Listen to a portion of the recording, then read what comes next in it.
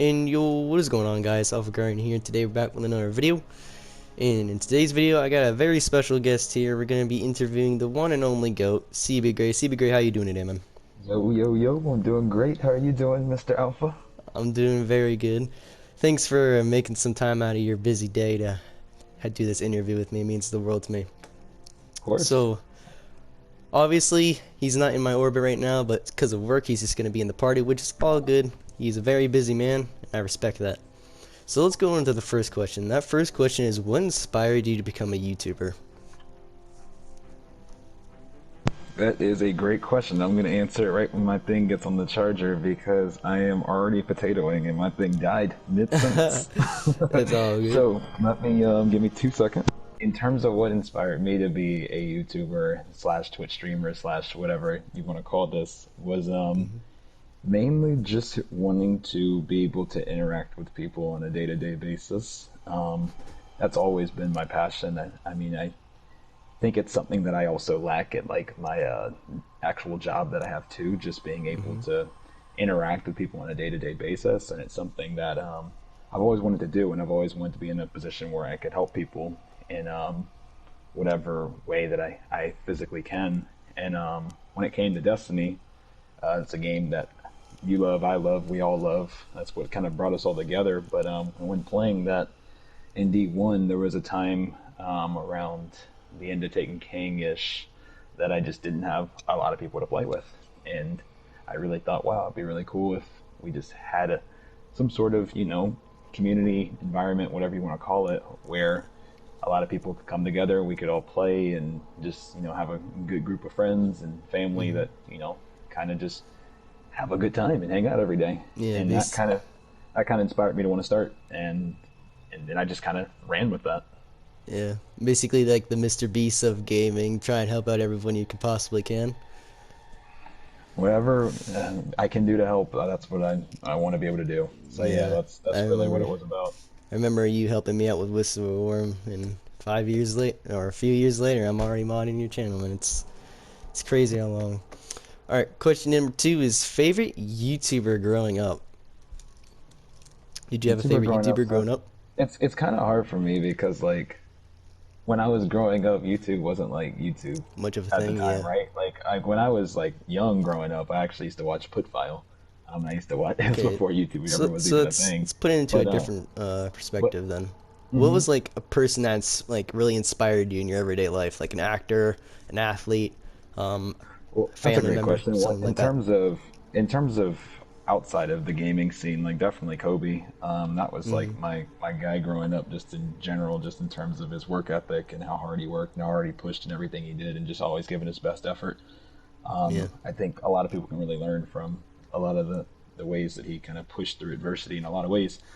But in terms of gaming, though, to spin it back to your original question, at least in terms of some of the people I looked up to before I started like streaming and gaming myself, I used to the first streamer I ever watched for Destiny was Gathalion, and seeing the way that kind of the community that he had and just people really enjoying their days and things being very laid back was definitely something that I wanted in the terms of not having like any real like high stress or any like animosity. It was just like I don't know, like it was hard. It just seemed like it was a very chill and fun vibe, and I just wanted to be able to hang out, and I enjoyed hanging out in his chat back when I was before I was streaming and gaming, and then ultimately when it came to what we have now, it's something that I'm really happy with what we have here. But yeah, that was really the big. That was the first person I ever watched. At least I can answer it that way. It's the first person I ever watched for Destiny was Gathalion. That's awesome.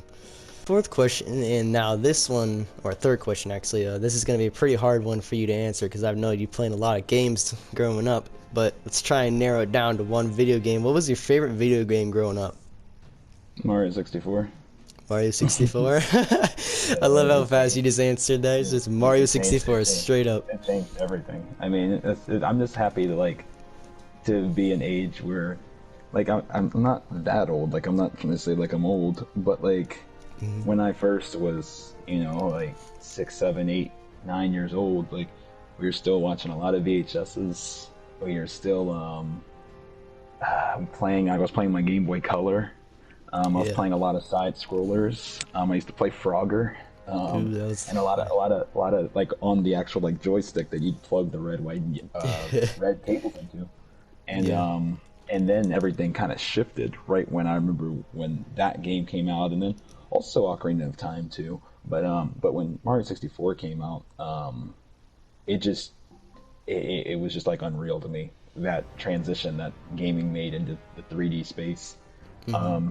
And I don't know, I just think it's a shift that you just almost had to be there for, and so it'll always have like a very special place in my heart because like Yeah. it changed gaming for me, It at was least one of the personally. building blocks.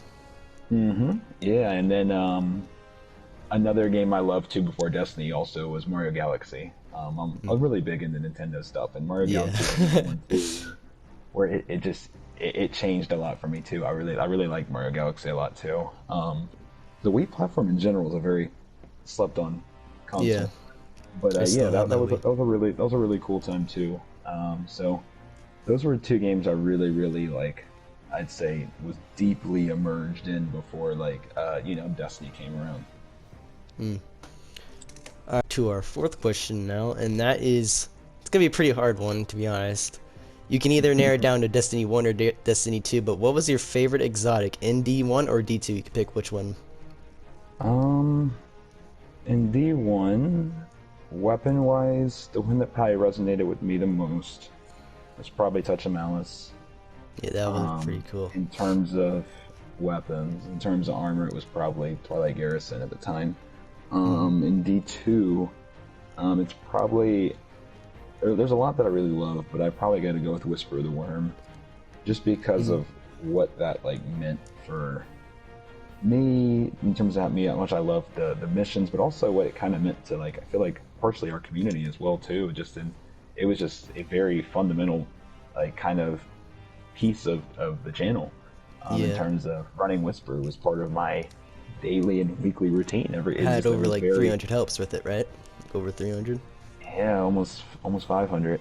Jeez. Um, yeah, so that's one of those things where it's like a fundamental building block of my days and weeks. It caused me to meet so many friends. We ran it, and I got to meet so many people that like I call my family, like in this community, and yeah, like that's why that weapon is honestly more than a weapon Hmm. for me.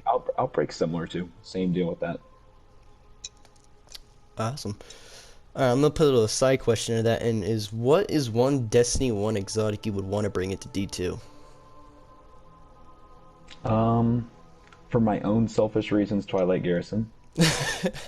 For non-selfish reasons, I'd say any of the exclusives that were PlayStation exclusives that didn't see the light of Xbox until like right when D2 came out. So I'd say something Hmm. like probably like Zen Meteor, Yeah. or any of the weapons that a lot of people didn't get to touch until either it was too late or didn't get to touch in general, Mm. so that people could experience that. Yeah. And lastly, our final question is, what is your advice for beginner YouTubers or people who are thinking of starting a YouTube channel? Um, Number one fundamental building block is finding something you love. Like, you have to if not, like it just won't work because nothing comes fast, nothing comes easy. Like everything's a journey. There's times where you'll be tired or sad or there's lots of things going on in life, and so like I think like the way that YouTube is like a beautiful thing, and Twitch too is when it's centered around something that's like a safe space and fun thing that you have in your that Hmm. causes you to want to do it. So like with me, like the first thing was I love this game, and that's kind of what got things the game and the people. So that was something that I loved and I want to center things around. If you can figure out firstly like what you want to like kind of start off with to get yourself going, like that can really like lead to like allowing it to be less grind and more fun, which is what it should be, in my opinion, at least, especially starting off. And then in terms of actually like I'd say like habits and structure for how you put stuff out, like there's no right or wrong way in terms of how many things you should put out or how few things you should put out. But I always tell people to at least try to be consistent. So that doesn't mean you need to post 10 days a week. It doesn't mean you need to post 5 days a week. But if you have 2 days that you want to stream or 2 days that you may want to put out videos, try to do it at a similar time so that people can start getting used to kind of a cycle of when things come, so people can know when to be in a certain place. That can really be helpful. A lot of people know that, a lot of my streams will start after I'm done with work. Doing that for months and months and months and months on end causes there to be kind of like that habit formed of, okay, well, CB might be live at X time, or whatever the case may be. So consistency, finding something you love, and then like the main thing, and I think this is the main thing, at least for me personally, is I always tell people, don't treat it like a channel, treat it like a family, and building a family, because like I think channel's kind of like a dated term, only because like at least like in the way that we kind of operate some of our channels, at least, because I turn on the TV and I sit on the couch and I watch something on a TV channel and I'm watching it, but I don't really know anything about any of the people that I'm watching. I've never talked to them. I don't know them personally. I don't know their families. I don't know anything about them. But you take like stuff like now our channels, and it's very personal. You're meeting new friends. You're making new bonds. You're forming relationships and all that good stuff. And with that, I look at it more as just treating everybody with respect and being kind and making new friends along the way, because that's really what it is. It's building a family. Yeah. And so those are the big three that I would say. And then maybe the fourth would just be to just start. Don't let feeling like you don't know how to do something stop you from doing it, because I don't know what I'm doing. And I've been doing it for almost 5 years. And I would have started even sooner if I wasn't in my own head telling myself, oh, I shouldn't start because I can't afford certain equipment, or oh, I can't start because I don't know what to do, or oh, I can't start because I don't know if people will watch me, or I don't know if I'm likable enough. Those are all questions I ask myself every single day, and it stopped me from making stuff for a while.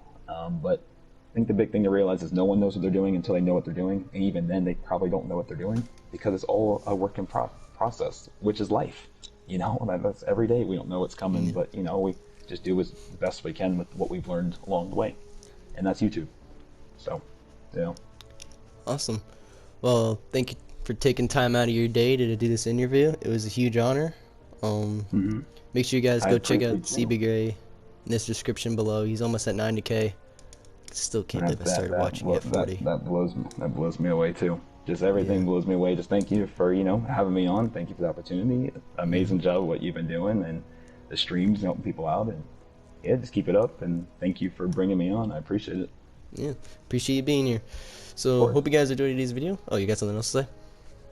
Oh no, I said it was a course. I don't think I have anything else to say. I'll just say I love you, I guess. I love you too, man. Hope you guys enjoyed today's video. Make sure you guys go check him out in the description below, and I'll see you guys all in the next video. Peace out.